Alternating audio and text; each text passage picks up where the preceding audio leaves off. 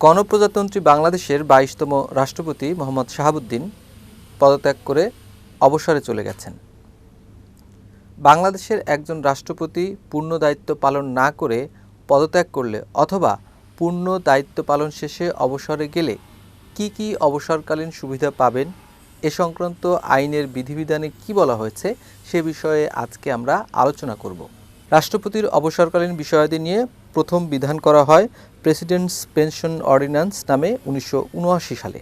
পরে ২০১৬ সালে রাষ্ট্রপতির অবসর ভাতা, আনুতোষিক ও অন্যান্য সুবিধা আইন নামে একটি আইন করে সংসদ। একজন রাষ্ট্রপতি অবসরকালীন যে সুযোগ সুবিধা পাবেন তা বলা আছে আইনের ৯টি ধারা ও উপধারায় বিস্তারিতভাবে। এই আইনটি সংবিধানের ১৫২ অনুচ্ছেদ উদ্ধৃত করে বলছে, রাষ্ট্রপতি অর্থ এই সংবিধানের অধীন নির্বাচিত বাংলাদেশের রাষ্ট্রপতি কিংবা সাময়িকভাবে উক্ত পদে কর্মরত কোনো ব্যক্তিকে বোঝাবে। আইনটিতে আরও বলা হচ্ছে, যদি অবসরে গিয়ে রাষ্ট্রপতি সরকারি চাকরি শুরু করেন, সুপ্রিম কোর্ট তাঁকে নৈতিক স্খলনজনিত অপরাধে দণ্ডিত করে রায় দেন এবং রাষ্ট্রপতি হিসেবে ক্ষমতা গ্রহণকে সুপ্রিম কোর্ট অবৈধ বলে রায় দেয়, তাহলে সাবেক রাষ্ট্রপতি অবসরকালীন ভাতা ও সুবিধা থেকে বঞ্চিত হবেন। ২০১৬ সালের আইনটিতে আরও বলা হচ্ছে, রাষ্ট্রপতিকে কমপক্ষে ৬ মাস দায়িত্ব পালন করতে হবে, তবেই তিনি অবসরকালীন সুযোগ সুবিধা পাওয়ার যোগ্য হবেন। ২২তম রাষ্ট্রপতি মোহাম্মদ শাহাবুদ্দিন ১,২০,০০০ টাকা মূল বেতন পেতেন মাসে। এর ৭৫ ভাগ অর্থাৎ ৯০,০০০ টাকা প্রতি মাসে তিনি অবসর ভাতা পাবেন আমৃত্যু। তিনি মারা গেলে তাঁর স্ত্রী আমৃত্যু এই অবসর ভাতা তুলতে পারবেন। অবসরে থাকা রাষ্ট্রপতি যদি চান মাসে মাসে তিনি ভাতা পেতে চান না, তিনি এককালীন টাকাটা তুলে নেবেন, সেক্ষেত্রেও তিনি তুলে নিতে পারবেন। অবসরে থাকা রাষ্ট্রপতি শাহাবুদ্দিন যেহেতু ৩ বছরের মতো দায়িত্ব পালন করেছেন, তিনি প্রায় ৩৩ লাখ টাকার মতো এককালীন টাকা তুলে নিতে পারবেন যদি তিনি চান। সেক্ষেত্রে তিনি অবসরকালীন মাসে মাসে আর ভাতা পাবেন না। মোহাম্মদ শাহাবুদ্দিন ২২তম রাষ্ট্রপতির দায়িত্ব নেওয়ার আগে দুর্নীতি দমন কমিশনের কমিশনার ছিলেন। এর আগে তিনি বিচারক ছিলেন।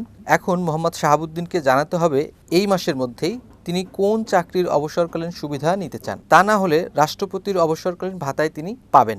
রাষ্ট্রপতি অবসরকালীন সময়ে আরও কী কী সুযোগ সুবিধা পাবেন তা বলা আছে ২০১৬ সালের আইনটিতে।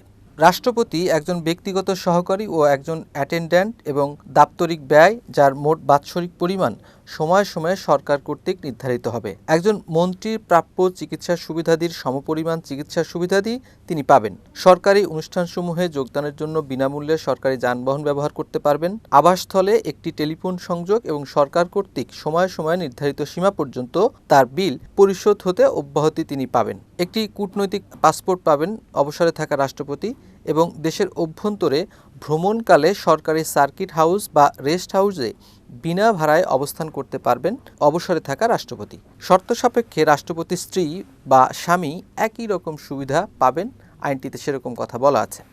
নানা আইনি জটিলতায় ১৯৭১ থেকে ১৯৯০ সাল পর্যন্ত যারা বাংলাদেশ রাষ্ট্রের রাষ্ট্রপতি হিসেবে দায়িত্ব পালন করেছেন তারা কেউই অবসরকালীন সুযোগ সুবিধা পাননি।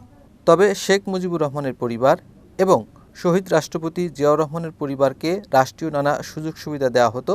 পরে রাজনৈতিক বিবেচনায় সেসব স্থগিত হয়। ১৯৯১ থেকে ১৯৯৬ সাল পর্যন্ত রাষ্ট্রপতি হিসেবে পূর্ণ মেয়াদে দায়িত্ব পালনকারী বিচারপতি শাহাবুদ্দিন আহমদ অবসরকালীন ভাতা পেয়েছেন। তবে ১৯৯৬ থেকে ২০০১ সাল পর্যন্ত দায়িত্ব পালনকারী রাষ্ট্রপতি আব্দুর রহমান বিশ্বাস আইনি ও প্রশাসনিক জটিলতায় অবসরকালীন ভাতা সুবিধা বঞ্চিত হন। সাবেক রাষ্ট্রপতি AQM বদরুদ্দোজা চৌধুরী পাননি অবসরকালীন সুবিধা। ইয়াজউদ্দিন আহমদ অবসরকালীন ভাতা নেন, এরপর জিল্লুর রহমানের পক্ষে তার উত্তরাধিকারীরা ভাতা নেন। সাবেক রাষ্ট্রপতি আব্দুল হামিদ অবসর ভাতা ও সুবিধা পাচ্ছেন।